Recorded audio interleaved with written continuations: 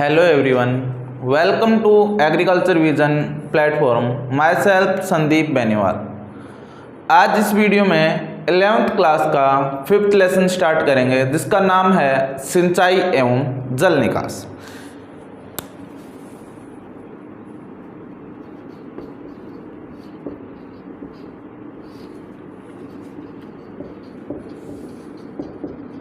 सिंचाई एवं जल निकास। देखिए, क्या होता है सिंचाई और क्या होता है जल निकास, इसके बारे में इस वीडियो में अपने बात करेंगे। सबसे पहले अपने ये चेक करते हैं कि इस वीडियो में, इस लेसन में अपने क्या क्या पढ़ेंगे। सबसे पहले रूपरेखा तैयार करते हैं कि क्या क्या पढ़ेंगे। तो देखिए, सबसे पहले अपने पढ़ेंगे सिंचाई की परिभाषा। सबसे फर्स्ट टॉपिक अपना सिंचाई की परिभाषा।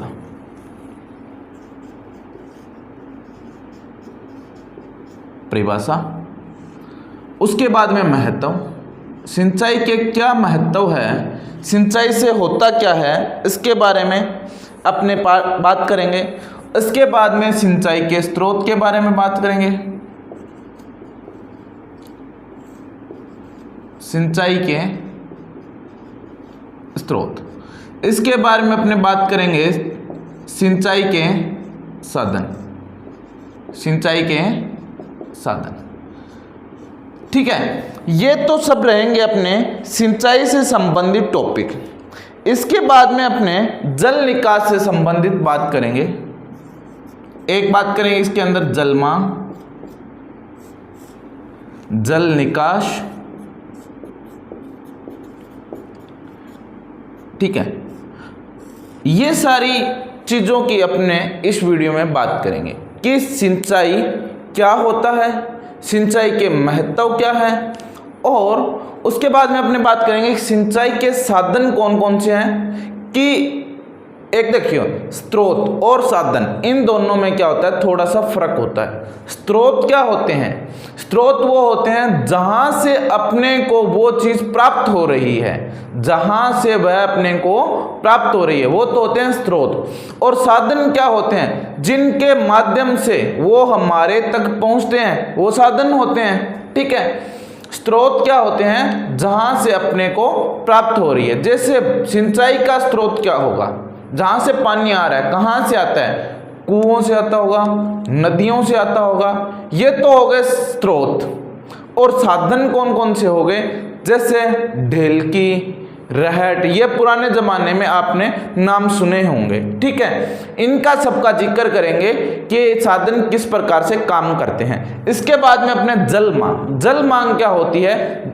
पौधे के लिए पानी की जो मांग होती है, पौधे को जितना पानी आवश्यक होता है, वो होती है उसकी जल मांग। इसके बाद अपने बात करेंगे जल निकास। जल निकास का मतलब होता है कि जो एक्स्ट्रा पानी है, अधिक पानी है, जितनी पौधों की जल मांग है, उससे जो ज्यादा पानी है उसको अपने खेत से बाहर निकाल देना, ठीक है। तो इसका क्या होता है कि ये जल निकास होता है, खेत से बाहर निकाल देना। जल निकास के लाभ पढ़ेंगे। यदि जल निकास नहीं करें तो क्या हानियां हो सकती है? लाभ, अधिक जल से हानियां, अधिक जल से हानियां।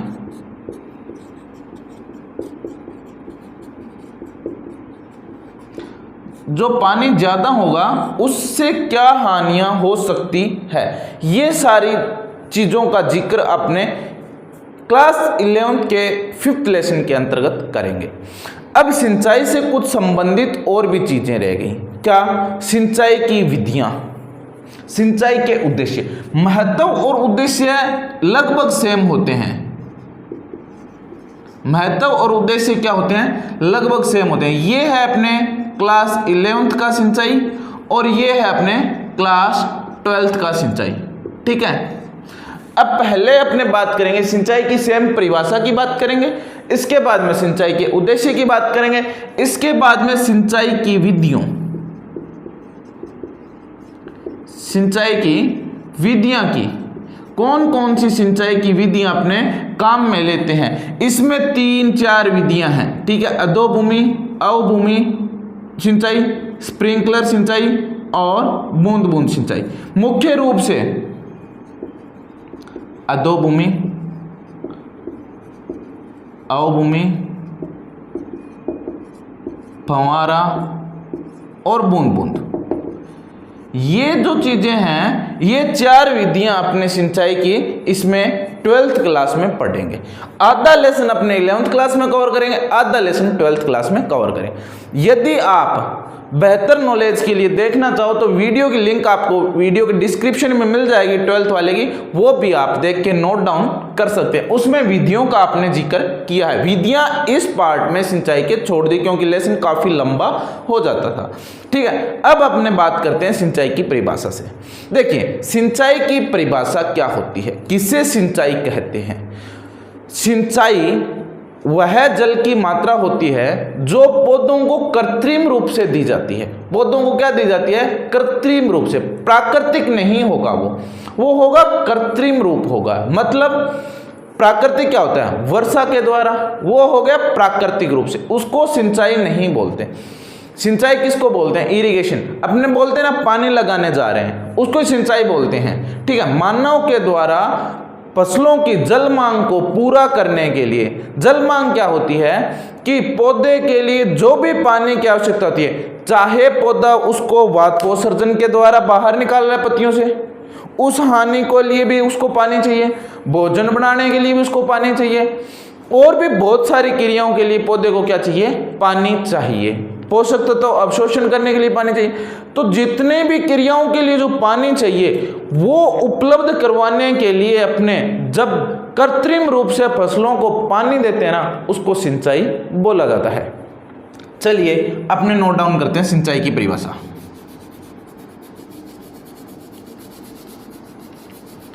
ये टॉपिक यहाँ लिखे पड़े रहेंगे, आप यहाँ से देख लेना। क्लास 12th का मैंने साफ कर दिया है। अब बात करते हैं सिंचाई की परिभाषा।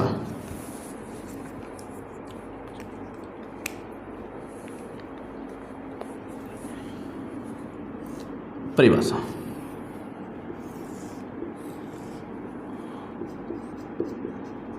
फसलों की उचित वृद्धि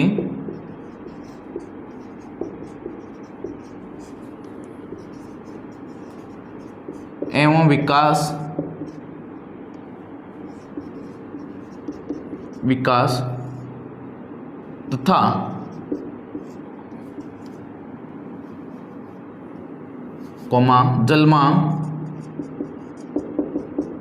जलमांग व भूमि की नमी बनाए रखने के लिए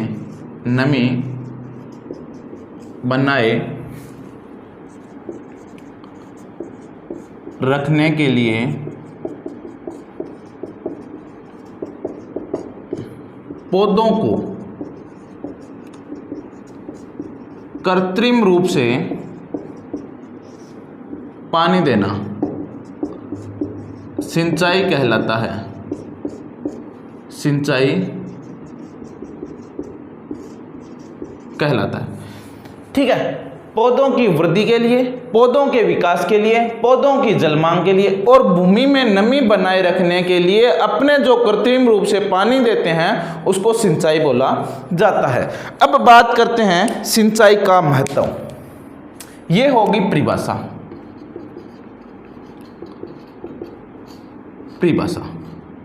ठीक है, अब बात करते हैं सिंचाई का महत्व। सिंचाई का महत्व, क्या महत्व होते हैं सिंचाई के?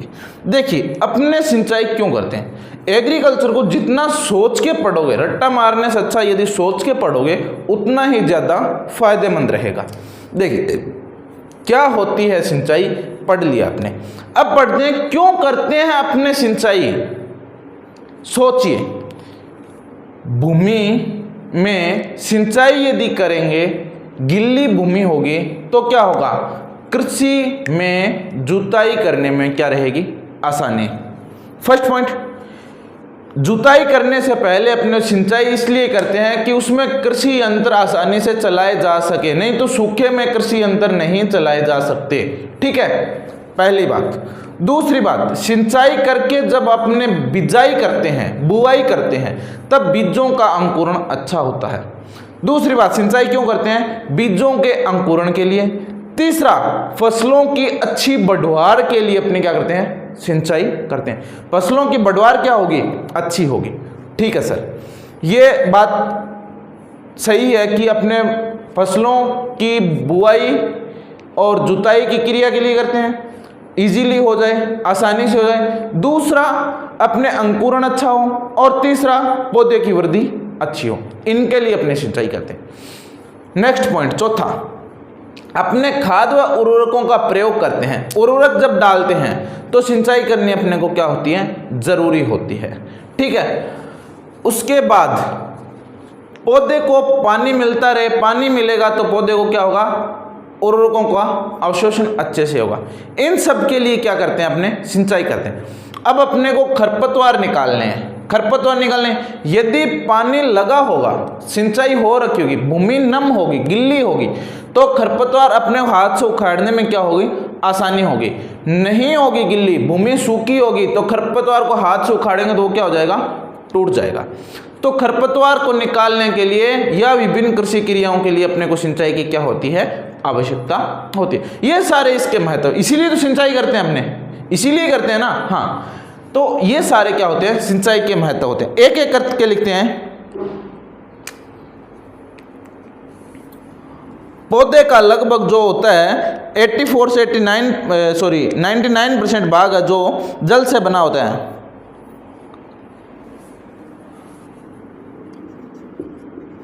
पेड़ पौधों का 84 से 99% भाग जल से बना होता है। अर्थात इसका मतलब क्या है? पौधे के जो भी शारीरिक विकास का कार्य करता है, वृद्धि का कार्य करता है, इसमें आवश्यक है जल, क्योंकि सारा भाग ही है जो पानी से बना होता है। अर्थात पौधे का संपूर्ण विकास जल पर निर्भर करता है, क्योंकि अधिकतर जो सारा भाग है वो जल से बना है। तो पौधे का सारा जो विकास है वो किस पे निर्भर हो गया? जल पे निर्भर हो गया। दूसरा महत्व अपने लिखते हैं, कोशिका विभाजन। दूसरा, ये पहला था, कोशिका विभाजन के लिए जल आवश्यक है। क्या होता है? कोशिका विभाजन के लिए जल आवश्यक होता है। क्यों होता है कोशिका विभाजन के लिए जल आवश्यक? जैसे कोशिका विभाजन क्या होता है? कोशिका की वृद्धि, कोशिका बड़ी होगी, फिर वो बीच में से कट के 2 भागों में विभाजित हो जाएगी। यह होता है कोशिका विभाजन। कोशिका विभाजन जल होगा तभी कोशिका विभाजन होगा। पौधे की वृद्धि जल होता है तभी होती है, कोशिका विभाजित हो के वृद्धि ही करती है। तो यह होता है कोशिका विभाजन के लिए भी क्या होता है? जल आवश्यक होता है। अब थर्ड पॉइंट, पौधों को पाले व लू से बचाने में सहायक है। अब जब अपने सिंचाई करते हैं ना, तो अपने पिछले अध्यायों में पढ़ा था कि जब सिंचाई करते हैं तो 2 से 5 डिग्री सेंटीग्रेड तापमान तक अपने क्या बढ़ा सकते हैं। सिंचाई करने से तापमान बढ़ेगा, मतलब पौधों में जल देने से तापमान बढ़ता है। सर्दियों में तापमान बढ़ेगा क्योंकि जल का तापमान फिक्स रहता है, जल का तापमान एक फिक्स रहता है। अब सर्दियों में कम तापमान है तो जल क्या होगा? गर्म होगा। जब अपने सिंचाई करेंगे तो फसलों में क्या मिलेगी? हीट मिलेगी, गर्मी मिलेगी। अब गर्मियों में यदि अपने सिंचाई करें तो गर्मियों की बाहर के तापमान की तुलना में जल क्या होता है? ठंडा होता है। तब अपने सिंचाई करेंगे तो पौधे को क्या होगा? ठंडक मिलेगी। अब साइडों में सारी जगह भीगी होगी, गिल्ली होगी, तो जो गर्म हवाएं चलती हैं उनको ही लू बोलते हैं, उनको ही तो लू बोलते हैं। हमने जो गर्मियों में गर्म हवाएं चलती हैं उनको लू बोलते हैं। तो वो लू क्या हो जाएगी, भूमि ठंडी होगी तब वो लू भी क्या हो जाएगी, भूमि गिल्ली होगी तो लू ठंडी हो जाएगी। ठंडी हो जाएगी तो लू से भी पौधों को बचाया जा सकता है और पाले से भी सिंचाई करके पौधों को बचाया जा सकता है। इसके बाद में अपने बात करते हैं पौधों में प्रकाश संश्लेषण की क्रिया में आवश्यक है। पौधों में प्रकाश संश्लेषण की क्रिया में आवश्यक है।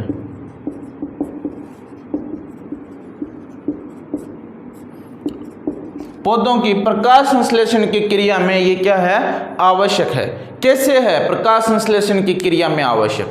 देखिए जब प्रकाश संश्लेषण होता है, प्रकाश संश्लेषण में क्या होता है, देखिए वातावरण में जो CO2 कार्बन डाइऑक्साइड होती है, कौन सी, प्रकाश संश्लेषण क्या होता है, यहां लिखते हैं वातावरण में जो CO2 होती है प्लस जल होता है H2, ये मिलके क्या बनते हैं, प्रकाश की उपस्थिति, प्रकाश की उपस्थिति में C6H12O6 प्लस O2 ये बनता है।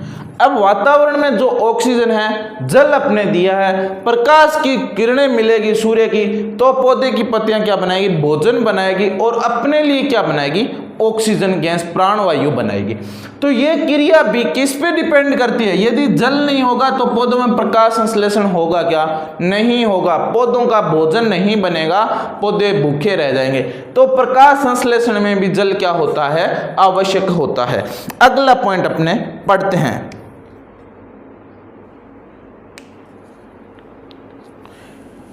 कृष्ण क्रियाओं में, कृष्ण क्रियाओं में जल या सिंचाई आवश्यक है। इससे फसलों की समय पर बुआई की जा सकती है। क्या होगा, अब यदि अपने पानी उपलब्ध है तो फसल क्या भूमि में पानी देके सिंचाई करके टाइम से अपने क्या कर सकते हैं, बुआई कर सकते हैं, मतलब समय रहते हुए बुआई की जा सकती है। अगला पॉइंट पढ़ते हैं,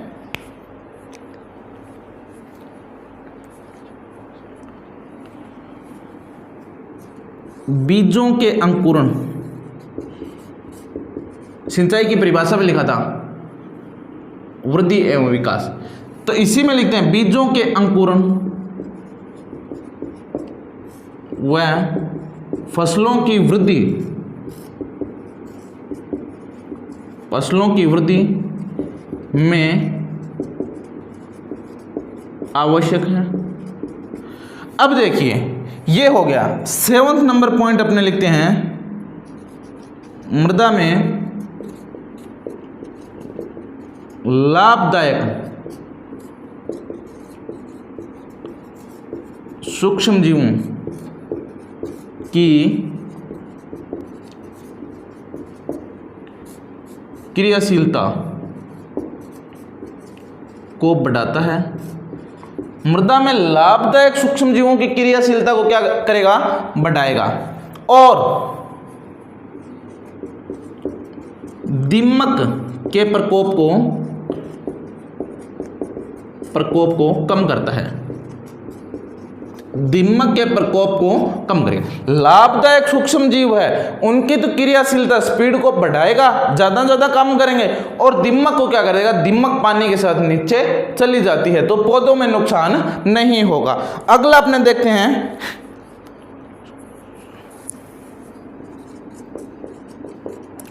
पौधों द्वारा पोषक तत्वों अवशोषण में, पोषक तत्वों के अवशोषण में सहायक होता है। अब क्या होगा, कि जैसे वाष्पोत्सर्जन से पानी ऊपर उड़ेगा, वाष्पोत्सर्जन से पानी पत्तियों से उड़ेगा, तो जड़ें क्या करेगी, पानी को अवशोषित करेगी।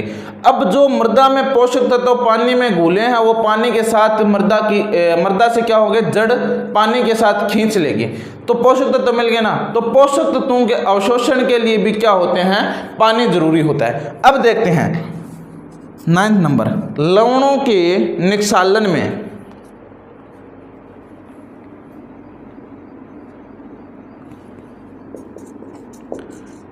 निक्षालन या लीचिंग द्वारा मृदा लवणता को कम किया जा सकता है।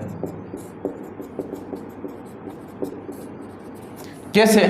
यदि अपने भूमि को पानी से भर देंगे, यदि अपने भूमि मान लो लवणीय है, तो क्या करेंगे, अपने भूमि को पानी से भर देंगे। जब पानी से भूमि भर देंगे तो जो जल में घुलनशील लवण होंगे वो जल में घुल जाएंगे, और जैसे जैसे पानी नीचे जाएगा, सोखेगी जमीन तो पानी काम ही यही है मृदा का, जमीन में धीरे धीरे पानी नीचे जाएगा। जब धीरे धीरे पानी नीचे जाता है तो उसमें जो घुलनशील लवण होते, जिन्होंने उनको साथ साथ रहने का वादा किया था, जो उसमें घुल गए थे, वो क्या चले जाएंगे, नीचे चले जाएंगे। अब वो जब जमीन में नीचे चले जाएंगे तो लवणों की मात्रा क्या हो जाएगी, वहां पर कम हो जाएगी। अपने अधिक थे, कम हो गए, तो अपने क्या हो गया, फायदा हो गया। तो ये सारे सिंचाई के क्या होते हैं, फायदे होते हैं। इसी प्रकार के सेम क्या होते हैं, उद्देश्य होते हैं। जल्दी से इसको नोट डाउन कीजिए या इसका स्क्रीनशॉट लीजिए, और मिलते हैं आगे अभी जस्ट कि सिंचाई के स्रोत कौन कौन से हैं।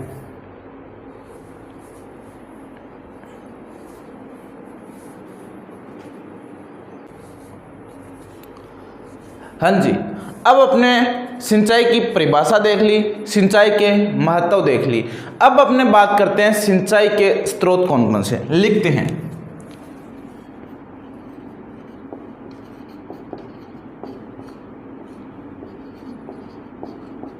सिंचाई के स्रोत, सोर्स ऑफ इरिगेशन, मतलब सिंचाई के स्रोत कौन कौन से ऐसे स्रोत है जिससे अपने सिंचाई की जा सकती। मतलब स्रोत का मतलब वो होते हैं कि जहां से पानी आता है, या ये भंडारण इनको बोल सकते हैं, जैसे नहरें, तालाब, कुएं, ठीक है, ट्यूबवेल, ये सब क्या होते हैं, सिंचाई के स्रोत होते हैं। लिखते हैं धीरे धीरे। सबसे पहले अपने सिंचाई के स्रोत वे स्थान होते हैं जहां पर पानी एकत्रित रहता है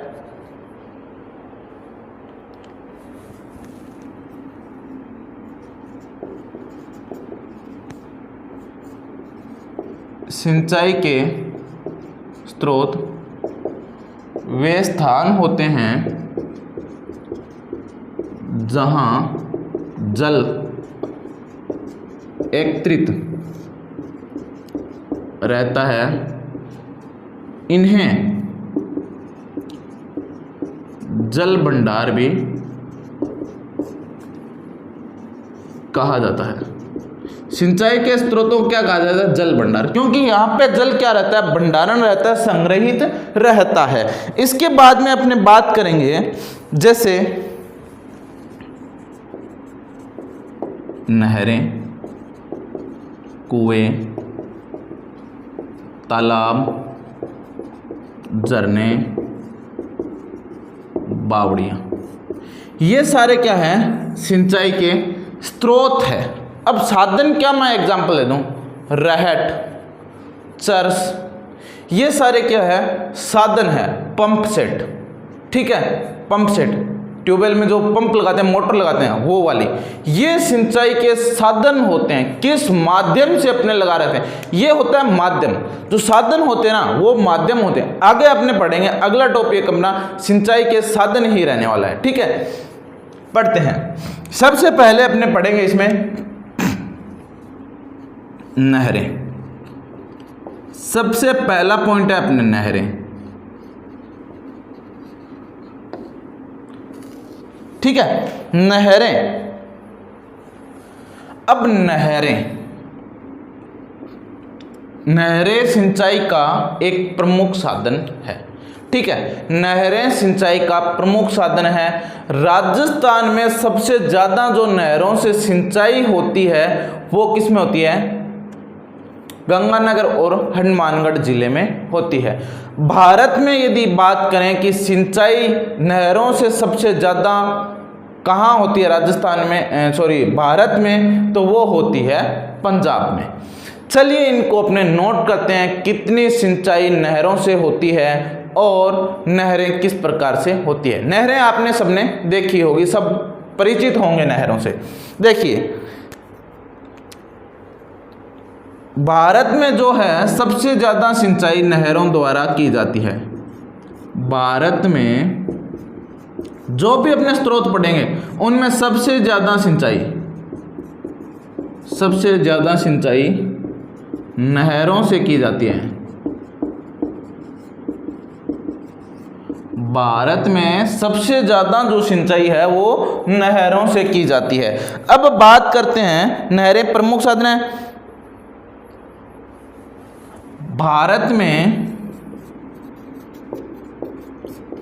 भारत में नहरों द्वारा सिंचित क्षेत्र, अब भारत में नहरों से कितना सिंचित क्षेत्र है और राजस्थान में नहरों द्वारा सिंचित क्षेत्र। अब राजस्थान में नहरों से कितना प्रतिशत क्षेत्रफल है जो सिंचित है? भारत में 40% जो भाग है कुल सिंचाई होती है। मान लो 100 हेक्टेयर में सिंचाई होती है टोटल भारत में, तो 40 हेक्टेयर किसमें होगा? नहरों से सिंचाई होगी।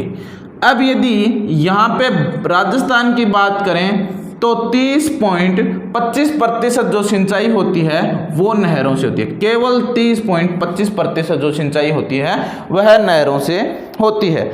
अब बात करते हैं, नहरें 2 प्रकार की होती है। नहरें कितने प्रकार की होती हैं? यहाँ लिखते हैं अपने, नहरें 2 प्रकार की होती हैं।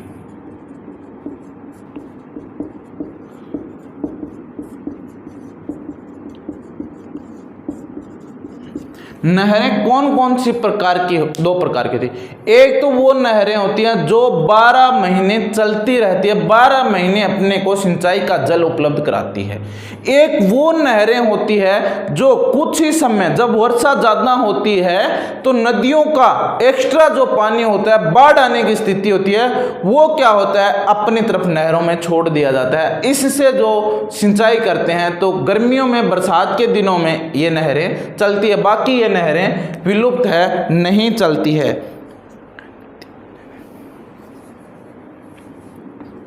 अनित्यवाही नहरें,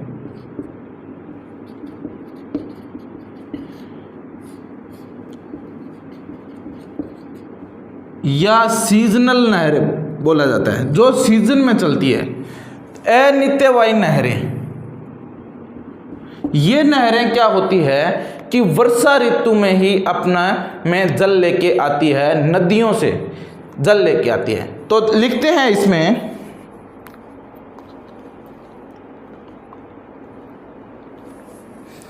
ये नहरें,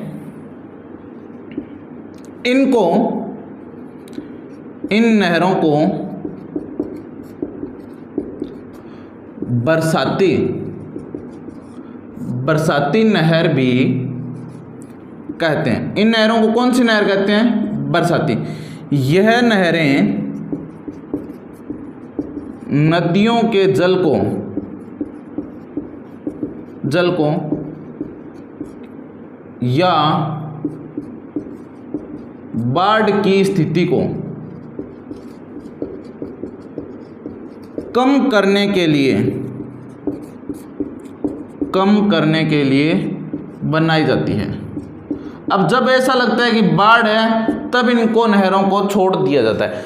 इनमें खर्चा बहुत लगता है नहरें बनाने में। फिर क्या होता है, नहरें बनाने में जब खर्चा ज़्यादा लगता है और पानी कभी कभी आता है तो इनसे ज़्यादा बेनिफिट नहीं होता, तो इन नहरों को आजकल नहीं बनाया जाता है। अब आती है बी नंबर, नित्यवाही नहरें। नित्यवाही नहरें, अब ये नहरें क्या होती है, परमानेंट चलती है। इनको परमानेंट, ये हर साल पूरे साल चलती रहती है। इन नहरों को पूरे साल चलेगी तो क्या कहेंगे, इन नहरों को 12मासी नहर भी कहते हैं। इन नहरों को 12मासी नहर कहते हैं। ये अपने को पूरे साल सिंचाई के लिए पानी उपलब्ध करवाती है।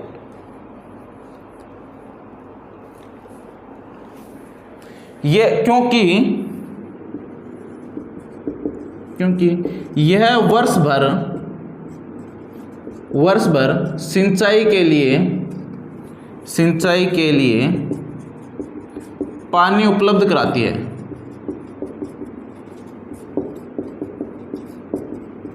इन्हें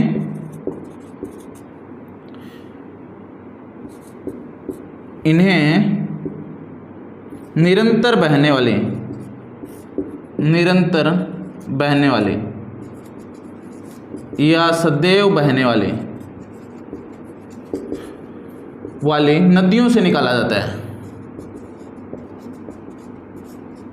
नदियों से निकाला जाता है। अब जो नहरें हैं, ये नित्यवाही नहरें, इनको निकाला कहाँ से जाता है, जो रेगुलर कंटिन्यू जो नदियाँ बहती है, जो उनमें 12 महीने भी 24 घंटे पानी बहता रहता है, उन नदियों से इनको निकाला जाता है। उदाहरण कौन कौन से हैं, अपने राजस्थान की बात करें, इंदिरा गांधी नहर, गंग नहर। अब थोड़ा सा इनकी विस्तार में चर्चा कर लेते हैं। सबसे पहले अपने देखते हैं गंग नहर, छोटा सा। अब अपने एग्जाम्पल था गंग नहर, गंग। अब बीकानेर के जो महाराजा गंगा सिंह थे, बीकानेर के महाराजा गंगा सिंह द्वारा सन 1927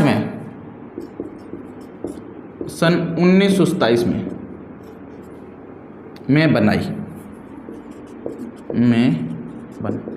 अब ये नहर कब बनाई, सन 1927 में बीकानेर के महाराजा गंगा सिंह ने बनाई। यह नहर गंगानगर, हनुमानगढ़ में सिंचाई करती है। ये ज़्यादातर कौन से में करती है, गंगानगर और हनुमानगढ़ में सिंचाई करती है गंग नहर। अब बात करते हैं अपने इंदिरा गांधी नहर, इंपॉर्टेंट है काफ़ी। इंदिरा गांधी नहर, अब इंदिरा गांधी जो नहर है, सबसे पहले देखते हैं सर्वाधिक सिंचाई होती है। सर्वाधिक सिंचाई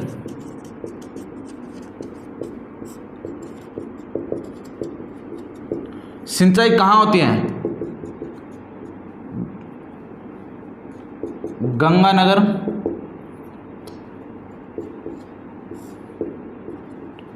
हनुमानगढ़,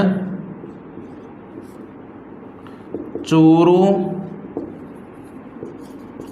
बीकानेर, बाड़मेर, जैसलमेर और जोधपुर। इन जिलों में इससे सर्वाधिक सिंचाई की जाती है। इसके बाद में यह कहाँ से बनी, यह पंजाब में सतलज व व्यास नदियों के संगम, जहां सतलज व व्यास नदियां पंजाब में मिलती है, संगम हरि के बैराज से निकलती है। अब ये कहाँ से निकलती है, पंजाब में सतलज और व्यास नदियों का जो संगम स्थल है हरि के बैराज बांध, वहाँ से यह नहर निकलती है। इस नहर की कुल लंबाई है वो 649 किलोमीटर है। कुल लंबाई 649 किलोमीटर। ये आपकी बुक में नहीं मिलेगा, परंतु ये काफ़ी परीक्षा की दृष्टि से इम्पोर्टेंट है। जेट में इससे अक्सर काफ़ी प्रश्न पूछे जाते हैं। अब राजस्थान में जो सिंचाई होती है वो सर्वाधिक कौन सी नहर से होती है? राजस्थान में नहरों से सिंचाई में सर्वाधिक सिंचाई। अब जो कुल नहरों से सिंचाई होती है ना, उसमें सबसे ज़्यादा सिंचाई इंदिरा गांधी नहर से होती है। इंदिरा गांधी नहर से होती है, इसलिए इसको राजस्थान की रूपरेखा क्या बोलते हैं? उसको राजस्थान की रूपरेखा कहते हैं। जब सबसे ज़्यादा इससे सिंचाई होती है तो इसको क्या बोलते हैं? राजस्थान की रूपरेखा बोलते हैं। ठीक है, इस सब को नोट कीजिए। आज के लिए इतना ही काफ़ी रहेगा।